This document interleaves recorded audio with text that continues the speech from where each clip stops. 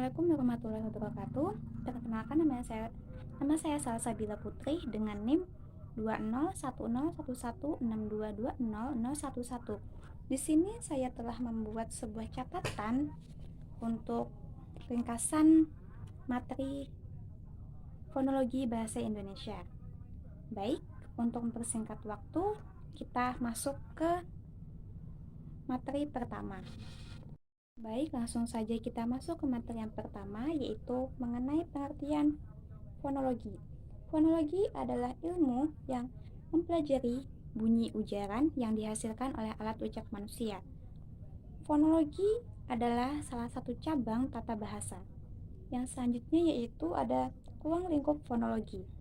Ruang lingkup fonologi yang pertama adalah fon atau bunyi bahasa yang dikenal dengan fonetik atau tata bunyi. Fon atau fonetik ini adalah studi linguistik yang mempelajari bunyi bahasa tanpa memperhatikan maknanya. Objek kajian fonologi yang kedua adalah fonem yang disebut dengan fonemik atau tata fonem. Fonemik adalah bagian dari studi linguistik yang mempelajari bahasa tertentu yang memperhatikan perbedaan maknanya. Yang selanjutnya yaitu ada fonologi dan subdisiplinnya. Fonologi dan disiplin lainnya adalah keterkaitan antara kajian fonologi dan objek kajian linguistik lainnya. Seperti yang pertama ada morfologi, di mana morfologi yaitu kajian mengenai proses-proses pembentukan kata, yang dimana di dalam kajian morfologi ini masih membutuhkan kajian fonologi. Yang kedua yaitu ada sintaksis. Sintaksis yaitu satuan kata yang disebut kata, frase, klausa, dan kalimat, di mana di dalam kajian sintaksis ini masih memerlukan kajian fonologi. Yang ketiga yaitu ada semantik. Semantik mencakup semua tataran bahasa, di mana di dalam kajian semantik ini masih memerlukan kajian fonologi. Yang keempat ada leksikografi. Leksikografi memanfaatkan kajian fonologi dalam memanfaatkan tulisan lama dengan tulisan fonetik. Yang kelima ada sosiolinguistik. Sosiolinguistik memanfaatkan kajian fonologi dalam hal variasi bunyi, dan masih banyak lagi bidang kegiatan lain yang membutuhkan kajian fonologi. Baik, kita masuk ke pembahasan yang kedua, yaitu mengenai pengertian fonetik. Menurut Abdul Khair, fonetik adalah cabang studi fonologi yang mempelajari bunyi bahasa tanpa memperhatikan bunyi-bunyi tersebut sebagai pembeda makna atau tidak. Adapun jenis-jenis fonetik, Abdul Khair membagi 3 jenis.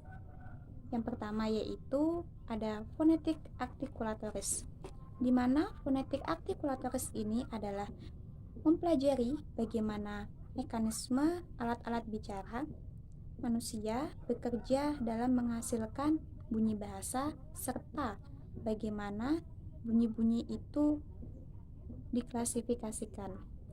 Yang kedua yaitu ada fonetik akustik, di mana fonetik akustik ini mempelajari bunyi bahasa sebagai peristiwa fisis atau fenomena alam, seperti amplitudonya dan intensitas alam.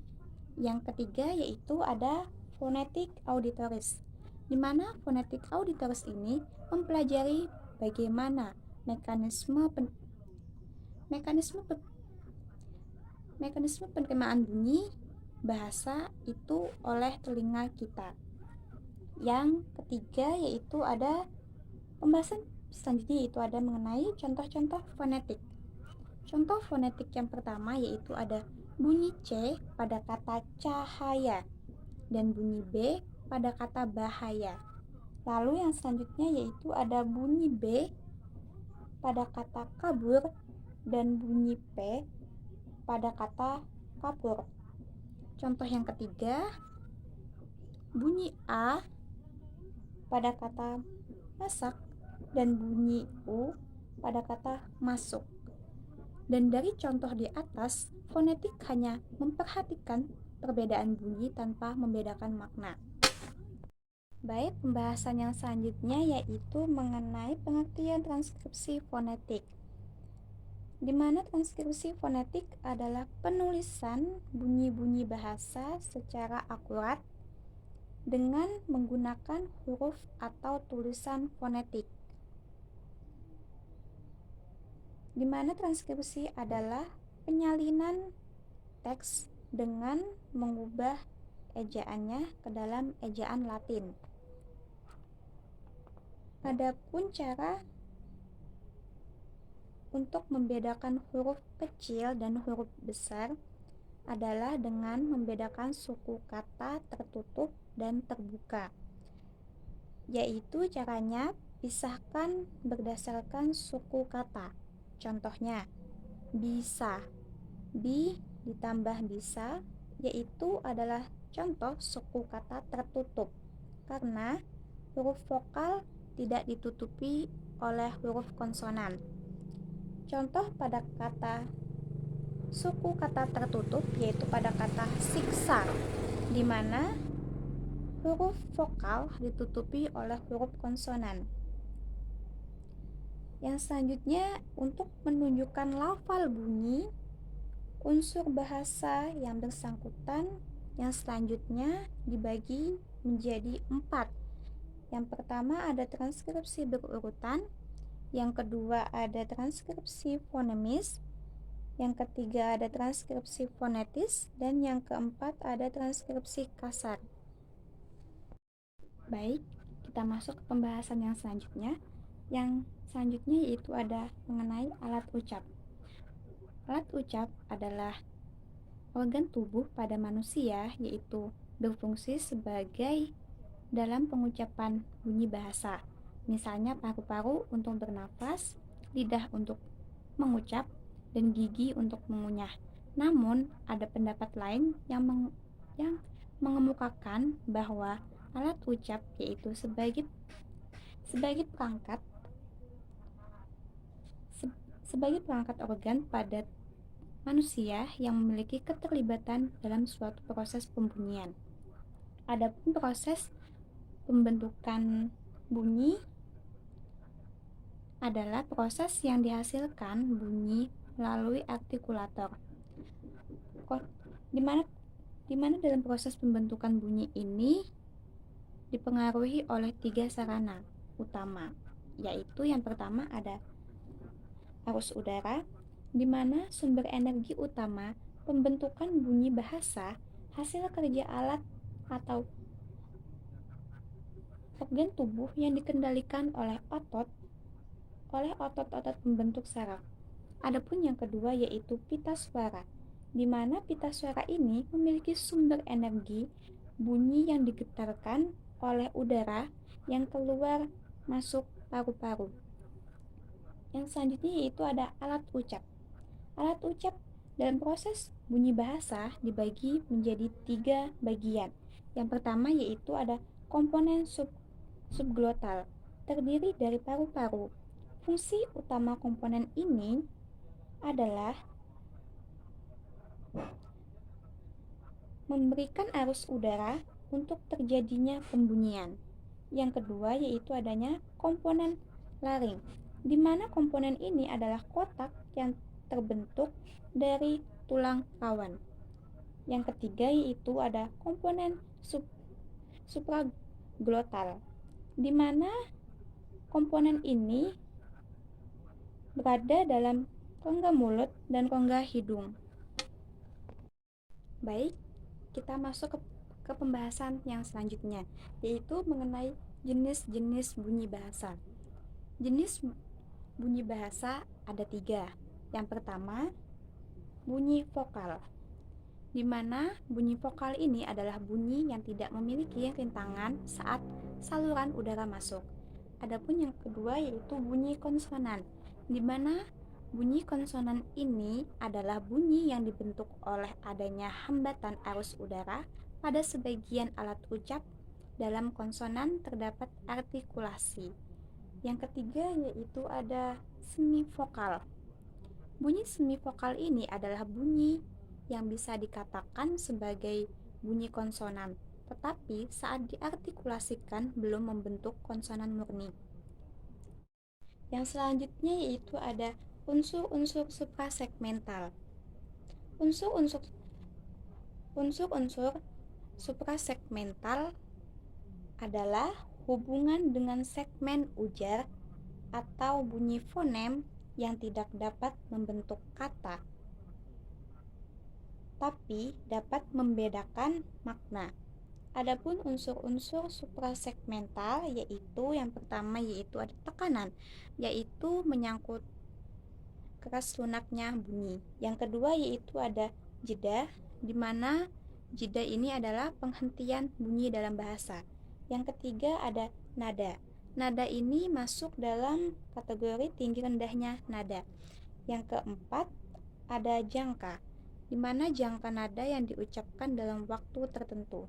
Yang kelima ada intonasi dan ritme. Baik, yang selanjutnya yaitu ada silabel. Silabel adalah runtutan bunyi bahasa sebagai wujud dari pertuturan.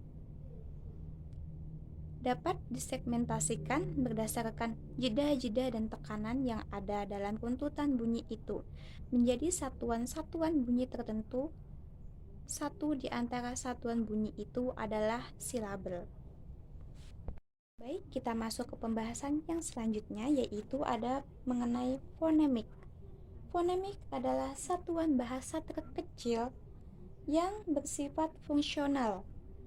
Maksudnya, satuan fonem memiliki fungsi untuk membedakan makna.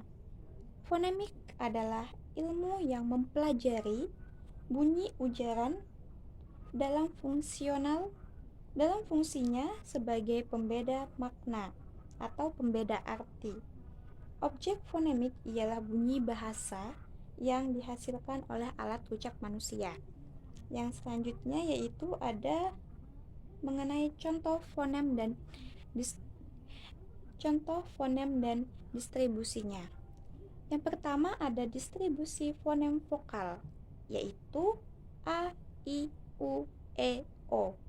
Contohnya, ambil, taat, indah, anak, sate, sambut, dan bakso. Yang kedua yaitu ada diftong. Diftong ini ada 3 contohnya. Yang pertama ai, au, dan oi. Contoh katanya ada badai dan amboy, ada juga pantai. Yang ketiga yaitu distribusi fonem konsonan. Contohnya yaitu lipat, tutup, makan, aman, dan dalam. Yang keempat ada gugus konsonan. Contohnya yaitu amblas, blangko, dan madya. Dan masih banyak lagi contoh-contoh fonem dan gugus konsonan yang lainnya. Yang selanjutnya yaitu kita masuk ke pengertian alofon. Alofon adalah variasi fonem yang tidak membedakan bentuk dan arti kata. Alofon adalah bunyi-bunyi yang merupakan realisasi dari fonem. Variasi fonem yang terjadi karena faktor porsi letak suatu fonem dalam suatu kata atau suatu kata yang merupakan lingkungannya. Adapun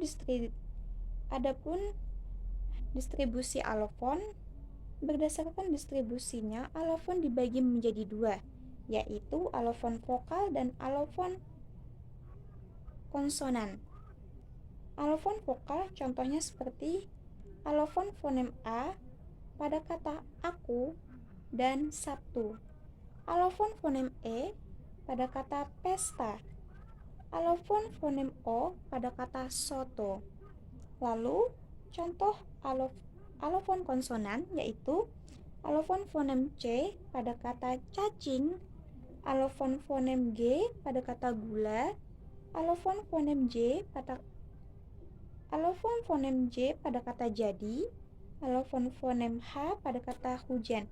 Dan masih banyak lagi contoh alofon vokal dan alofon konsonan. Adapun pembahasan yang selanjutnya yaitu mengenai gugus fonem.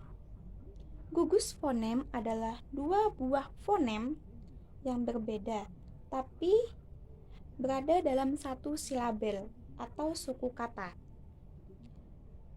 Gugus fonem terbagi menjadi dua.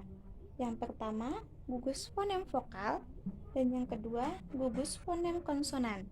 Adapun contoh gugus fonem vokal yaitu gugus vokal I pada kata morfem santai dan pada kata pantai.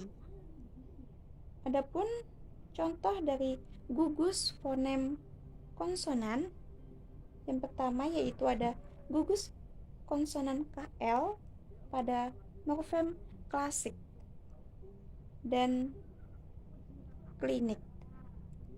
Dan masih banyak lagi contoh gugus fonem vokal dan gugus fonem konsonan lainnya. Kita masuk ke deret fonem. Deret fonem adalah dua buah fonem yang berbeda, berada dalam silabel yang berbeda. Meskipun letaknya berdampingan, deret morfem ini dibagi menjadi dua. Yang pertama ada deret fonem vokal atau dibacanya tidak melebur.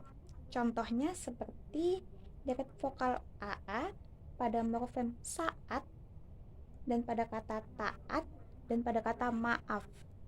Adapun deret vokal au pada kata morfem laut dan daun dan baut. Adapun contoh dari deret fonem konsonan yaitu deret konsonan BL pada kata kiblat dan coblos. Deret konsonan HL pada morfem dahlia dan ahli.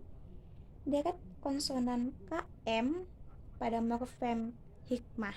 Dan masih banyak lagi contoh-contoh mengenai deret fonem vokal dan deret fonem konsonan ini. Yang selanjutnya yaitu ada perubahan bunyi fonem, yang dimana ada 5 macam akibat perubahan bunyi fonem ini. Yang pertama yaitu ada akibat adanya koartikulasi. Koartikulasi ini ada 5 proses. Yang pertama yaitu labialisasi, yaitu proses pembulatan bentuk bibir. Yang kedua ada reflofleksi. Reflofleksi ini adalah proses penarikan ujung lidah melengkung. Yang ketiga ada palatalisasi, di mana palatalisasi ini adalah proses pengangkatan daun lidah. Adapun yang keempat adalah velarisasi, di mana proses ini adalah pengangkatan pangkal lidah. Yang keenam yaitu ada faringalisasi, adalah proses penyempitan rongga kerongkongan. Yang selanjutnya yaitu ada glotalisasi, adalah proses penyertaan bunyi hambatnya pada glotis sewaktu artikulasi pertama berlangsung. Baik, kita masuk ke akibat bunyi yang kedua, yaitu akibat bunyi lingkungan, yang dimana adanya bunyi yang berada dalam sebelum atau sesudah bunyi utama. Di dalam bunyi lingkungan ini ada 2 peristiwa. Yang pertama yaitu asimilasi dan yang kedua ada disimilasi. Asimilasi adalah perubahan bunyi secara fonetis akibat adanya pengaruh yang berada sebelum atau sesudah bunyi tersebut. Lalu yang kedua adalah disimilasi, yang dimana di sini adalah perubahan dua bunyi yang sama diubah menjadi dua buah bunyi yang berbeda. Yang selanjutnya yang ketiga yaitu ada akibat distribusi, di mana akibat ini disebabkan oleh posisi atau letak suatu bunyi dalam satuan-satuan ujaran, sehingga akan terjadi perubahan bunyi. Akibat distribusi ini dibagi menjadi 5. Yang pertama ada aspirasi, yang kedua ada pelepasan, yang ketiga ada pemanduan, yang keempat ada harmonis. Lalu, adapun akibat yang kelima yaitu akibat perkembangan sejarah. Yang pertama yaitu ada kontraksi atau penyingkatan atau menghilangkan sebuah bunyi. Yang kedua ada aferesis, yaitu penghilangan fonem pada awal kata. Yang ketiga ada avokap atau penghilangan satu fonem atau lebih pada akhir kata. Yang keempat ada sinkop atau penghilangan fonem di tengah-tengah kata. Lalu yang selanjutnya yaitu ada metatesis, di mana metatesis ini adalah perubahan urutan bunyi fonemis. Lalu yang ketiga ada diftongisasi. Diftongisasi ini adalah perubahan vokal tunggal menjadi rangkap. Adapun yang keempat, monoftongisasi. Monoftongisasi ini adalah perubahan dua buah vokal. Yang keempat ada anafiksis, di mana anafiksis ini adalah penambahan bunyi vokal. Lalu yang selanjutnya yaitu ada protesis, yaitu penambahan bunyi pada awal kata. Ada epentesis, yaitu penambahan bunyi pada posisi tengah-tengah kata.